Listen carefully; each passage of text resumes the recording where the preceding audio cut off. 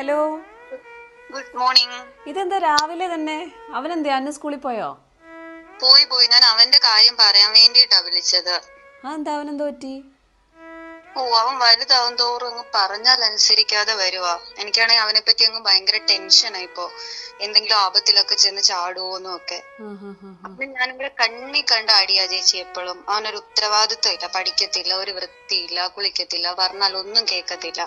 ശരിക്കും അവനെ കൊണ്ട് വയ്യാതായി. ഇവിടെ വസിക്കുട്ടനും അങ്ങനെ അല്ലായിരുന്നോടി. എനിക്ക് മനസ്സിലാക്കാൻ പറ്റും നിന്റെ വിഷമം. അവരുടെ ഒരു പ്രായത്തിന്റെ അല്ലേ. ഇപ്പൊ എന്നാ അവന് മാറ്റമൊക്കെ ഉണ്ട് വസിക്ക്. ഞാനും ശ്രദ്ധിക്കുന്നുണ്ട്. എന്ത് പറ്റിയ അവന് ഇത്രയും മാറ്റം? എന്ത് ചെയ്തിട്ടാ? അത് അവന് വേണ്ടിയിട്ട് ഞാൻ കുറെ ഹീലിംഗ് പ്രാക്ടീസുകളൊക്കെ ചെയ്തതാ. അതുകൊണ്ട് അവന് ആ മാറ്റം ഉണ്ടായേ. എന്ത് പ്രാക്ടീസസാ? എനിക്കും കൂടി പറഞ്ഞതാ അതൊന്ന്. എടി ശരിക്കും പറഞ്ഞാലേ നമ്മുടെ കുഞ്ഞുങ്ങൾ ഇങ്ങനെ ബുദ്ധിമുട്ടൊക്കെ കാണിക്കുമ്പോൾ നമുക്ക് ഭയങ്കര ടെൻഷനാവും. അത് സാധാരണയാണ്. അപ്പം നമ്മൾ എന്താ ചെയ്യുന്നത് സാധാരണയായിട്ട്?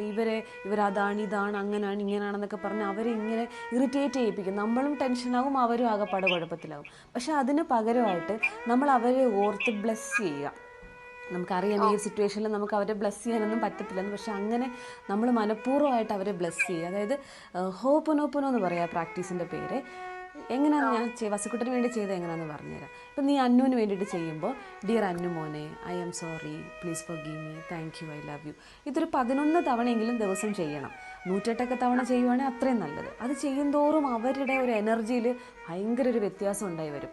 പിന്നെ ചെയ്യേണ്ടതെന്ന് വെച്ചാൽ നീ ഒരു കാമായിട്ട് അവനെപ്പറ്റി ഇങ്ങനെ ഓർത്ത് ടെൻഷനൊക്കെ ആവുന്ന സമയത്ത് നീ എവിടെയെങ്കിലും ഒരു കംഫർട്ടബിൾ ആയിട്ടൊരു സ്ഥലത്തിരുന്നിട്ട് ഒന്ന് പതുക്കെ 2-3 ബ്രീത്തൊക്കെ എടുത്ത് വിട്ടിട്ട് എന്ത് ചെയ്യണമെന്നറിയാമോ? അവനിലേക്ക് ഇങ്ങനെ സ്നേഹവും പ്രകാശവും ഇങ്ങനെ പോകുന്നതായിട്ട് പറയണം. And I bless you my Child with love and light എന്ന് പറയണം. അതായത് അന്നുമോനെ സ്നേഹം കൊണ്ടും പ്രകാശം കൊണ്ടും ഞാൻ അനുഗ്രഹിക്കുന്നു. അവൻ എവിടെ പോയാലും അവൻ ഡിവൈൻലി ഗൈഡഡ് ആണ്. അതായത് എവിടെ പോയാലും നമുക്ക് അവരെവിടെ പോകുന്നിടത്തെല്ലാം നമുക്ക് അവരുടെ കൂടെ പോകാൻ പറ്റത്തില്ലല്ലോ. പക്ഷെ നമുക്ക് ആ ഒരു ദൈവത്തിൽ കണക്ട് ചെയ്ത് അവരെ വിട്ട് കഴിഞ്ഞാൽ അവർ സേഫാണ്, പ്രൊട്ടക്റ്റഡ് ആണെന്നുള്ളൊരു വിശ്വാസം നമുക്ക് വരും. They are divinely guided and protected. എല്ലാ കാര്യത്തിലും അവന് കറക്റ്റായിട്ടുള്ള ജ്ഞാനമുണ്ടാകുന്നു. അവന് നല്ല തിരിച്ചറിവുണ്ട്. അവൻ നല്ല ബോധ്യത്തോടെ അവൻ്റെ തിരഞ്ഞെടുപ്പുകളെല്ലാം കറക്റ്റായിട്ടാണ് നടക്കുന്നത് എന്നൊക്കെ നീ അവനെപ്പറ്റി ആലോചിച്ച് പോസിറ്റീവായിട്ട് ചിന്തിക്കുക. അവൻ നല്ല കുട്ടിയാണ്, നല്ലതായിട്ട് പറഞ്ഞ അനുസരിക്കുന്ന, കേൾക്കുന്ന, അനുസരണയുള്ള, വൃത്തിയുള്ള, നല്ല ആരോഗ്യമുള്ള കുഞ്ഞാണ്, ആണ് എന്ന് പറഞ്ഞ് അവനെ ഓർത്ത് നീ ബ്ലെസ് ചെയ്യണം. ഇതൊരു 21 ദിവസം നീ ഒന്ന് ചെയ്ത് നോക്കും. നല്ല വ്യത്യാസം ഉണ്ടാകും. വസിക്കുട്ടനെ ശരിക്കും ഞാൻ അങ്ങനെയാണ് മാറ്റിയെടുത്തത്. അപ്പോൾ അവനിൽ ആ എനർജി ഡിഫറൻസ് ഉണ്ടാകും. നിനക്കത് ഫീൽ ചെയ്തതല്ലേ? അപ്പോൾ അന്നുമോനും വ്യത്യാസം ഉണ്ടാകും കേട്ടോ. നീ ചെയ്ത് നോക്ക്. ഞാൻ ഇന്ന് മുതൽ അത് ചെയ്ത് നോക്കാം അവന് വേണ്ടിയിട്ട്. ഓക്കെ, ചെയ്ത് നോക്ക് കേട്ടോ.